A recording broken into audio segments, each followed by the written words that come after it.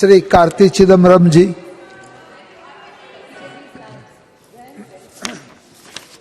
Sir, there are certain events in a nation's history which uplifts the entire national mood.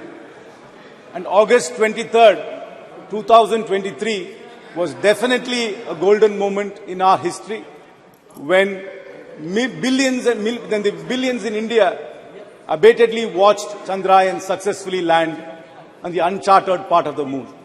It was really an epoch-making day, and it was a day which lifted up the spirits of entire India.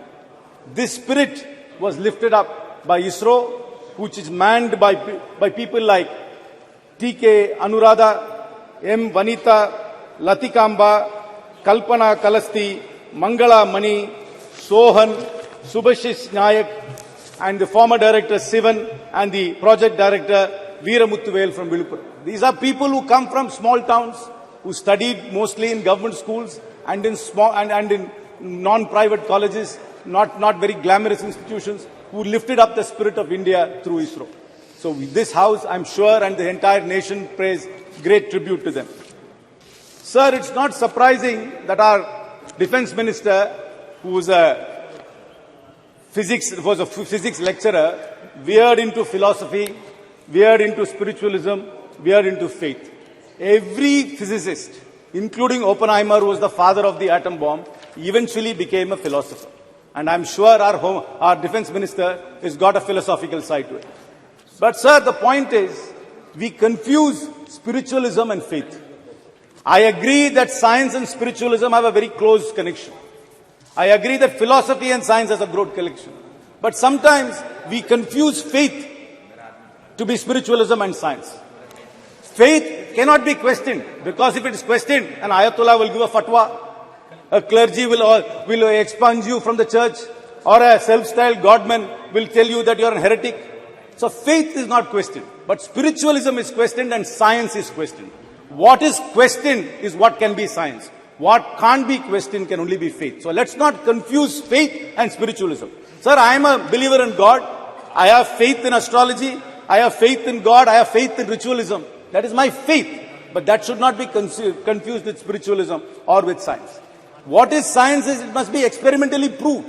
It must be tested. Spiritualism is also tested. Nothing which is permanent can be science, because science is constantly questioned. But faith, we believe, is permanent and can't be questioned. So let us never confuse that. And in today's world, faith, myth, mythology, fable are being used by charlatans in the guise of science. And in today's political environment, this confusion is getting even worse. So it is very, very important that we maintain the scientific temper of India, which has been showcased by ISRO and by the various scientists I listed up. Sir, it is actually baffling. This question of us landing in the moon, people have said we have launched the cheapest moon mission in the world.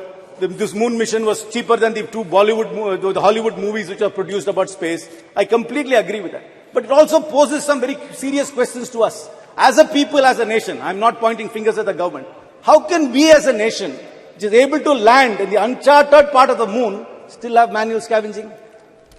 How can we not build roads which don't go away in one monsoon? While we have this great scientific capacity, where have we lost this? I completely understand our heritage and our history has been very closely associated with science and with astronomy.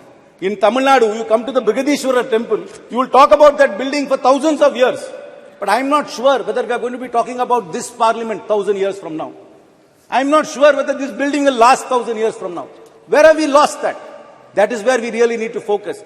I am completely in agreement that we must research, we must test, we must go back to our roots to find out where did we lose this science which we already had.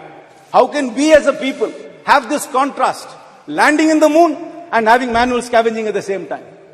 How can we be there, launching satellites for everybody else, but can't manage a road in a monsoon? Why can't we do that? There is something seriously wrong in our society if we can't leverage on the scientific advancements we've been making. We really need to reach out. There are geniuses in every town, in every village. Then ISRO is being the classic example of little town India. ISRO is not about Ivy League schools. ISRO is not about IITs. ISRO is not about Oxford and Cambridge. ISRO's success is about the genius of India. If you want to call it Bharat as well. And we need to unleash that genius. And how do we do that? I have a proposal to the government. Please institute fellowships, scholarships and internships for ISRO in government schools, particularly aimed at government schools. You are very, very good in running national campaigns, I must confess. Please run a national campaign. Identify the next Kalpana Chawla. Identify the next Vikram Sarabhai from the government schools of India. Run a nationwide program. Encourage people to believe that they can also be part of it. Because people, until this landing happened, many people don't even know that ISRO was there. Many people do not know that they can become scientists. And here we have living examples of people from small towns who went to government schools becoming great scientists. Run a national campaign. Run fellowships. Run scholarships and run internships. Open the doors of ISRO to the average Indian who's so curious, who's fired by ambition, who's fired by aspiration to be part of it. Sir, this is a great day and a great time in our lives. It is important for us to merge our historic scientific knowledge with modern science. But let us never ever confuse ourselves. Let us never ever confuse ourselves with charlatans who confuse faith and who use that as a propaganda.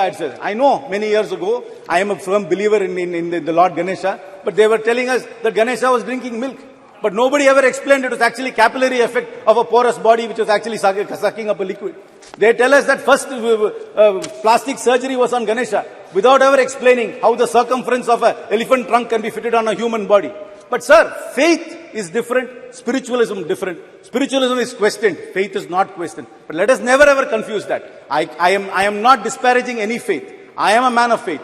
I believe in God. I believe in rituals. I even believe in astrology. But that should never take away the scientific temperament of India. And we must be a scientific nation, build on the foundations and answer these contrasting questions which are being posed to us. I once again salute the unsung heroes of ISRO and hope we unleash the true potential of India. Thank you very much. Thank you very much. Minnambalam.com தமிழின் முதல் mobile பத்திரிகை.